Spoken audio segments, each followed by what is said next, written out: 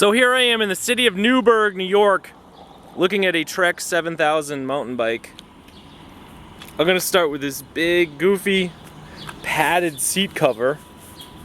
It's not really that comfortable. I rode this bike down here and it was just killing my crotch. So, why is this on here? Because underneath, uh-oh. Usually they put the padded cover on just, you know, because they want a little padding, but in this case, your Avoset Spenco Gel C30 mountain seat is a little bit, you know, a little bit worse for wear. This looks like the shirt that some woman would wear in like a White Snake video. In the thrill of the night, the still of the night. Okay, now we got these sort of brush guard things. And they're one-piece grips by Zoom. And I think they're proprietary because the bars are fast-tracked by Zoom. And honestly, I think that these bars are supposed to be tilted down a little further because this isn't going to protect you from brush. Whereas if it was like this, then the brush would hit here and it wouldn't hit your hand right there. So whoever installed these, I don't know, maybe they wanted them so they could hold on for more comfort and they weren't so worried about brush. And that makes sense because the tires are like semi-slick tires, so these really aren't about riding through the brush, more about riding through the city and going around maybe a dirt road. Now this stem, I really don't know what this thing is in the side of the stem. It's like a little recess with an Allen bolt in there. Can you see that? Oh, maybe not. I have no idea why that's there. But we have a Diacomp, a headset, Diori XT, or is it Dior? I'll call it Diori. Diori XT shifters, and they actually work, they're not gummed up. Diori XT brake levers. And these parts, they work really well. This bike rides, it's a smooth ride.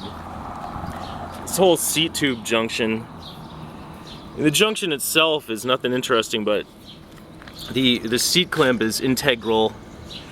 And then this here is kind of like a really cool, I don't know if this is a bolt-on bridge. It has two little hex bolts, but I think they might just be cast in the aluminum.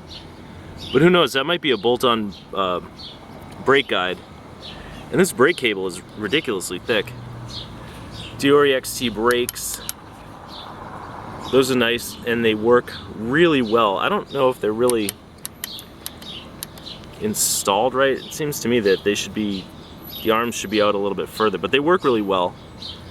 And here's an old clamp-on clip from, I don't know, something, a pump or a lock or something. Of course, the frame is aluminum. Trek 7000. My friend had a Trek 7000, which was this bright green color. It was really insane. This one's really a lot more boring, but it's still a really cool bike. Trek logo here. Now the fork is a Manitou. I don't know who makes it. Is it Manitou by Answer? Manitou sponsored by Answer? Easton Aluminum. E9.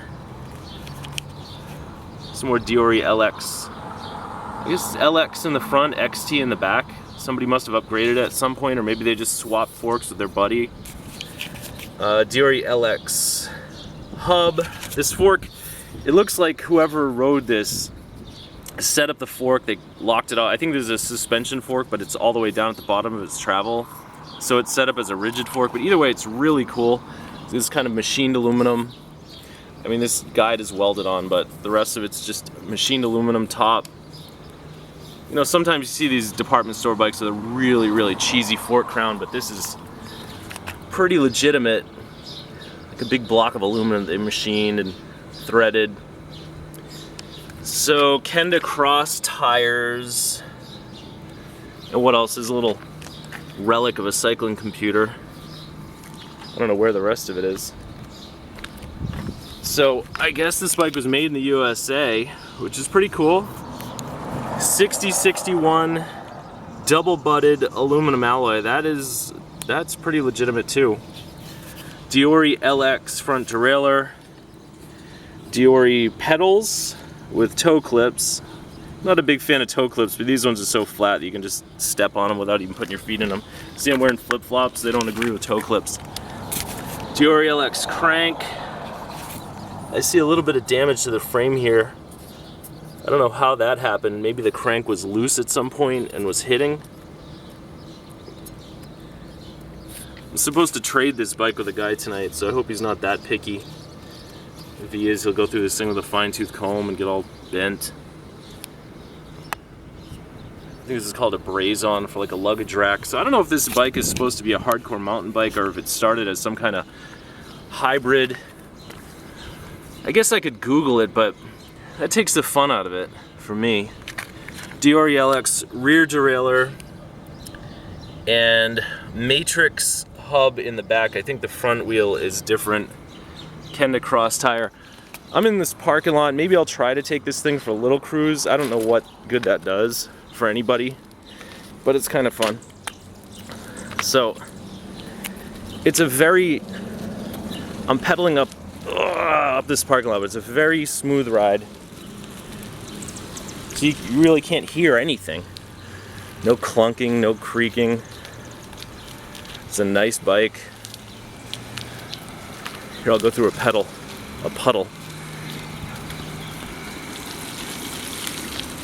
You can't really even see the puddle.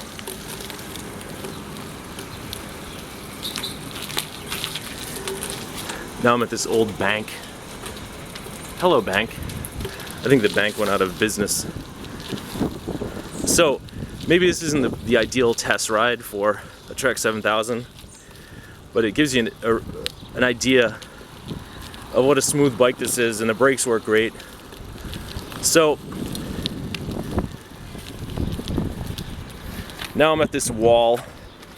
I'll prop the bike up against the wall, give you one more shot of it, and that is the Trek 7000 mountain bike. Thanks for watching.